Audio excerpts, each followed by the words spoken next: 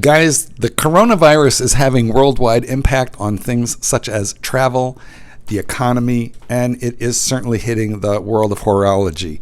Naturally, we're more concerned about the victims and the possibility of a pandemic than we are worried about watches, but nonetheless, we are watch people, we are obsessive, we are not well. So in this video, I will be discussing what the impact is going to be on the world of watches, and as we do that, we will ultimately be looking at lots of my watches in my collection. So let me lay out an agenda for you for this video.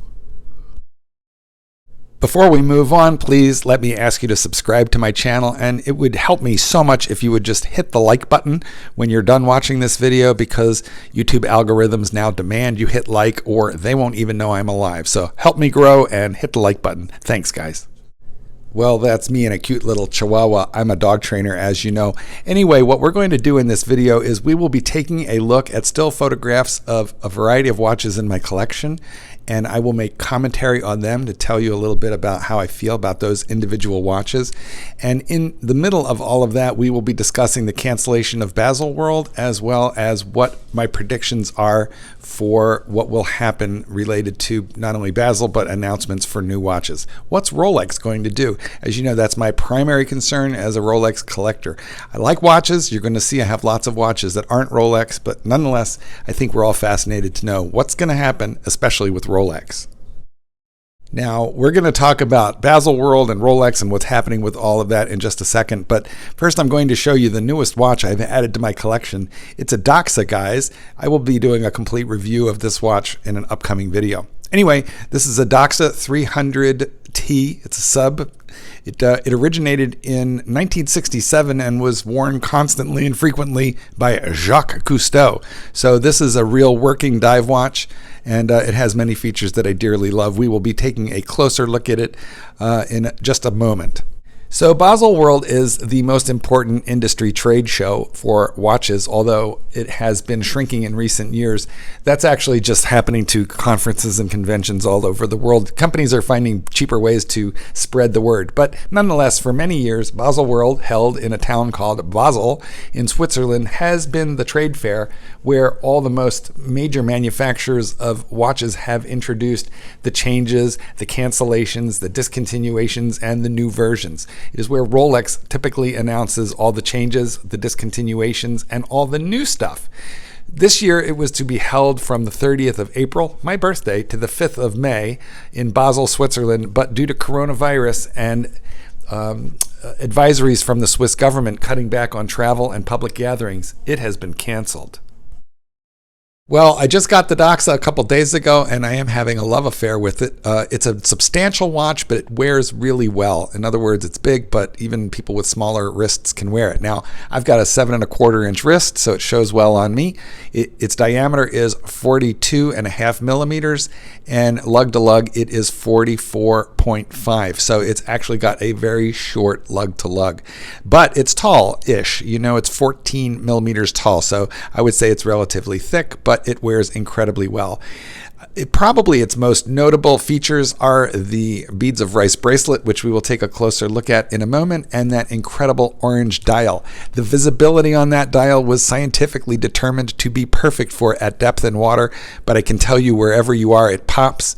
If I'm looking at my watch winder from way across the room, the only dial that really stands out to me is that Doxa. So extreme legibility. I love it. So sub comes on a really high quality beads of rice bracelet, and this is my first experience with this type of bracelet, but boy, probably won't be my last. It's extremely comfortable and it catches the light, so it's very beautiful. Let's take a look at the clasp, which is really notable also. While you're looking at the adjustable clasp, let's get back to talking about Basel and what's happening. Here's the statement the organizers of Basel released. Direct quote, "For health and safety reasons and in accordance with the precautionary principle following the bans of large-scale public and private events, Baselworld announces that it has taken the decision to postpone the show." And they have also given new dates, which, by the way, are coming kind of fast, so I'm not entirely sure that's really going to work. But the new dates that they have announced are January 28th to February 2nd, 2021. So they are putting it back a little more than half a year. Boy, I sure hope that they can hold it then. A second important show, formerly known as SIAH and currently known as FHH, Fondation de Haute Horologie Foundation. That show last year drew almost 25,000 visitors looking at all the new watch releases. This year it was set to take place in Geneva from April 25 to 29, and it is just flat out canceled.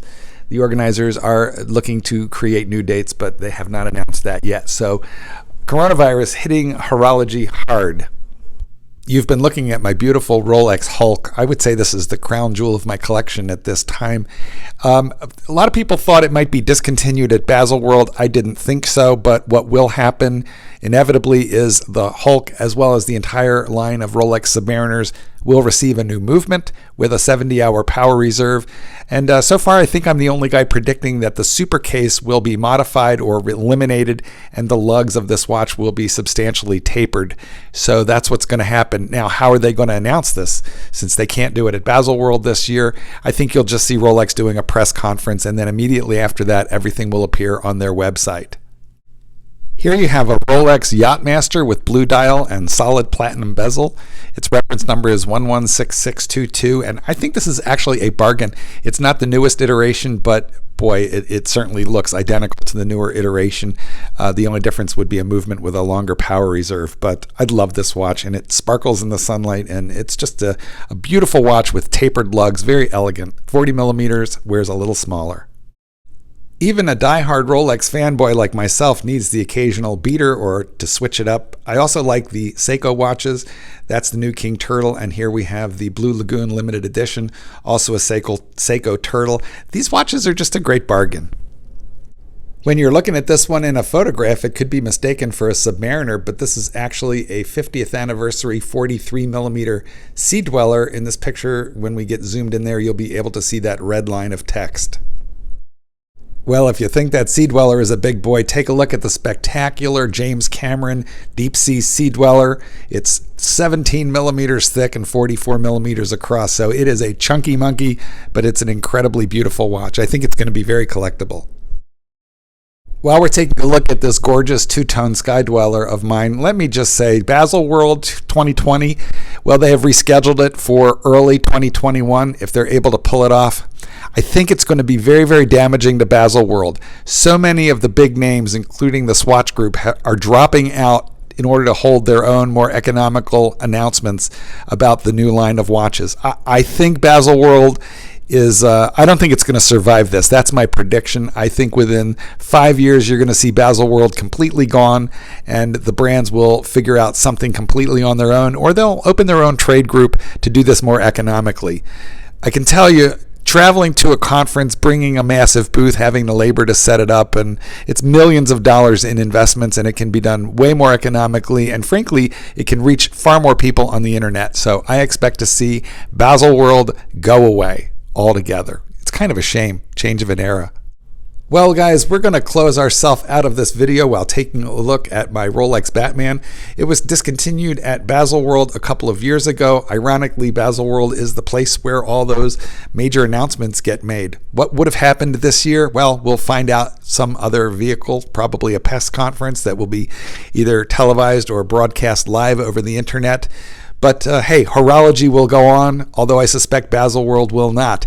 Tell me what you think in the comments. What would have happened at Baselworld? What will the new brands be releasing? Am I right about the new movement in the Submariner? And more importantly, what do you think about those lugs? Is the super case going away? I'd like to ask for your help in supporting this channel, and it's so easy for you to do. All you need to do is order a copy of the book that I co-authored with the monks of New Skeet. Let Dogs Be Dogs is a terrific dog behavior and dog training book. So if you're a dog lover, it will help me and this channel if you order this book from Amazon, barnesandnoble.com, or stop into any one of your local bookstores. Support the channel and let's help dogs. Let's do it together. Let dogs be dogs. Paint the sky your favorite color.